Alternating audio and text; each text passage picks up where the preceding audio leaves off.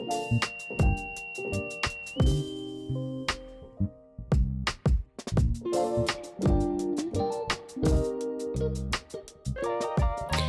Big Five family and friends, and welcome back to another episode of Pass the Word. I'm MC2 Ricard. I'm MCSN Lesher. And today we have a special guest. Do you want to introduce yourself? Sure. I'm Chief Navy Counselor Joseph Sawyer. Been in the Navy for about 15 years. One of the 3 command career counselors here on board USS Bataan. Awesome. Thank you for joining us. Of course. Thanks for having me. So we really just wanted to jump in. There's a big change coming up for fleet-wide sailors across the fleet on the way that we're advancing. I see that you brought the handbook from My Navy HR for billet-based advancement. Do you want to just give us a summary, like an overview to start? Yeah, sure. So billet-based advancement, and again, the handbook's available on My Navy HR. The Navy is moving away from the current process as it is outlined for DMAP sailors. And I always forget one of the rates, but if you are unsure if you're a DMAP sailor or not, you've got ABE, ABF, ABH, AME, AO, CS, DC, EM, GM, GSM, IC, MM, QM, and RS. Wow. So the whole list of those are C intensive ratings, by the way. And so the intention is they are now moving away from the standard Navy-wide advancement exam.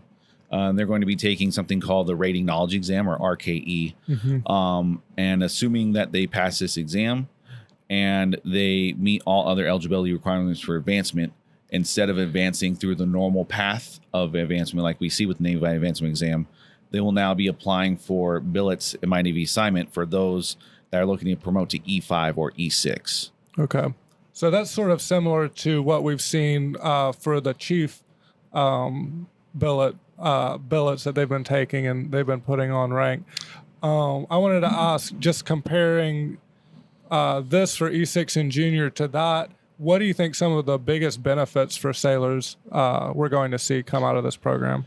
I think that's a really good question. So there's been a little bit of confusion, and I think that there's a stigma that this is going to take away some freedom of choice for sailors. But realistically, with this program, biggest takeaway is there's no more time and rate requirements. Okay, so, wow. Yeah, so as long as you're paid as either an E4 or an E5, you have that periodic eval, you're able to participate in that RKE.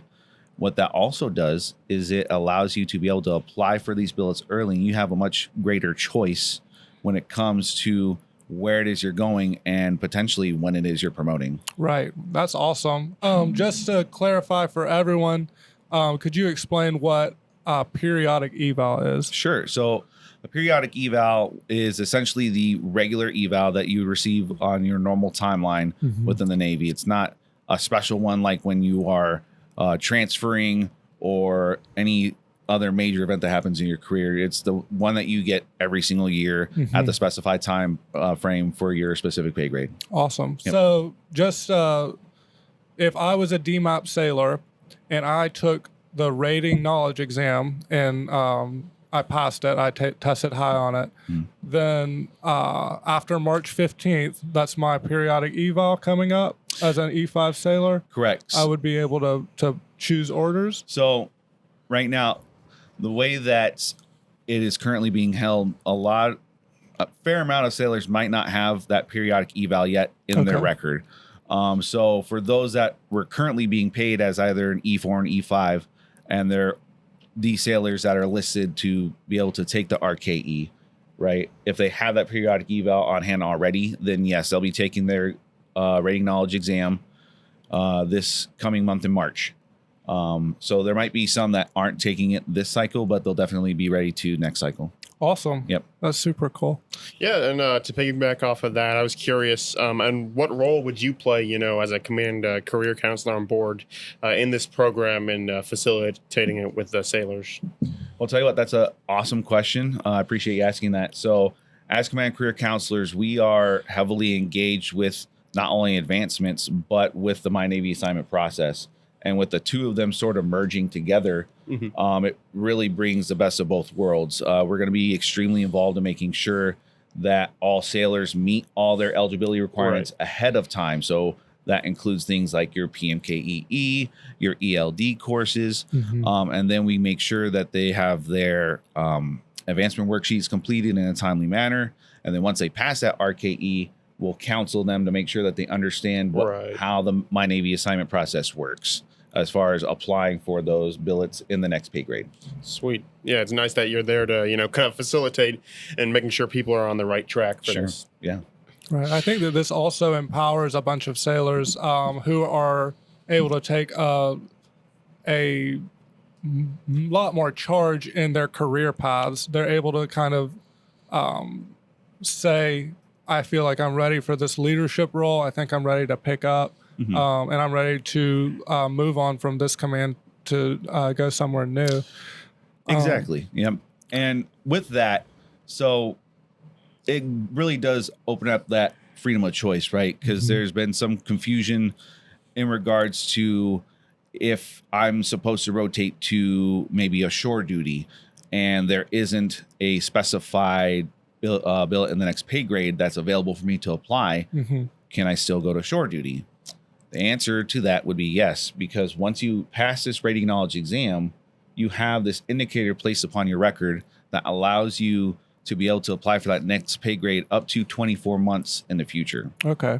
So if I have a sailor right now that's currently in their PRD window that's looking to rotate to their next command, but then next month they pass the RKE, they'll still be able to, once they have transferred to the next command, look at billets early for that next pay grade. Wow. Yep. Awesome. So where do seashore rotations and the seashore flow that we've all come to know and love fall into this new program? So that kind of goes hand in hand with my last statement. Seashore flows technically still exists. The one variable to that is if you are eligible to select one of these billets for the next pay grade, you are able to do that well in advance, because we normally know that typically around the 12 or 13 month mark to your PRDs when you're selecting your next set of orders. But with this, you can actually do that ahead of time. Cool. Yep. Awesome. So right now we opened up saying that this applies to DMAP sailors. When do you think we can expect this, if we're going to expect this to apply to sailors across all ratings? That's a valid question. I've had a lot of sailors on the deck plates ask me this very same question. I don't have a specific time frame. For sure. Could it change? For sure, but we don't have the official guidance on that yet. Okay, no worries. Yeah, and let's look into the future. What do you think is the future of this program?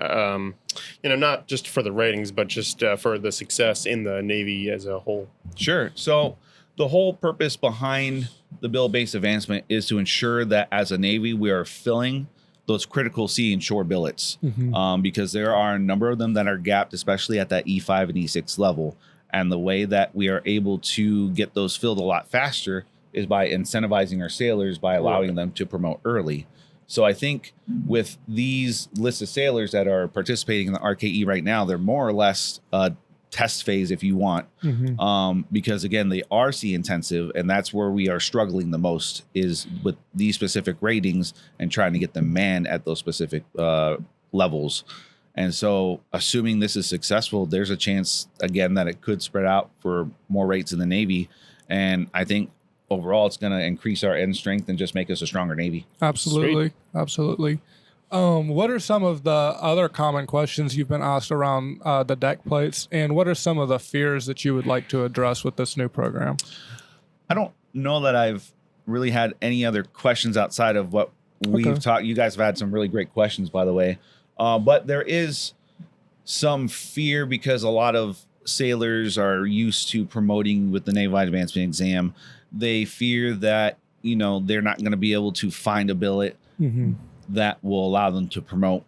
But again, once you pass that RKE and assuming you meet all their eligibility requirements, you will have up to 24 months to be able to be selected for billet to advance. So just kind of getting rid of that stigma that, I'm not going to be able to advance now. That's not true at all. Right. Awesome. Yep. Cool. And how can a sailor appear more competitive with this new program? So a lot of the previous standards still apply, right? You still want to have great evals. Your prims data is played into this as well. The amount of sea time actually can play into this as well. So there's actually a standard score that is going to be utilized by the detailers when they're making some of these selections. It's detailed in the handbook, so Cool. I won't necessarily go into it because it could get a little bit technical. But essentially, the higher a score a sailor has, the greater chance they have of being selected for the billet that they're trying to apply for. Cool. Yep. Awesome. I think I've got everything I need, at least. All right. Well, Chief, do you have anything else you would like to add? I don't think I have anything at this time, but just understand that, there can be some confusion with some of the changes happening with billet-based advancement and the way that the Navy's moving in this regard. Just make sure that you're staying up to date with all the information as it's coming out. Don't be afraid to ask your career counselors questions if you ever have any questions or concerns with anything like that. But yeah, that's really all I got. Awesome. Well, thank you for joining us again. And thank y'all for listening. Make sure you follow us on Facebook, Instagram, Spotify, everywhere else that you can find all of the USS Bataan content. But thank you for joining us. I'm MC2 Ricard. I'm MCSN Leshert. All right. That's a wrap.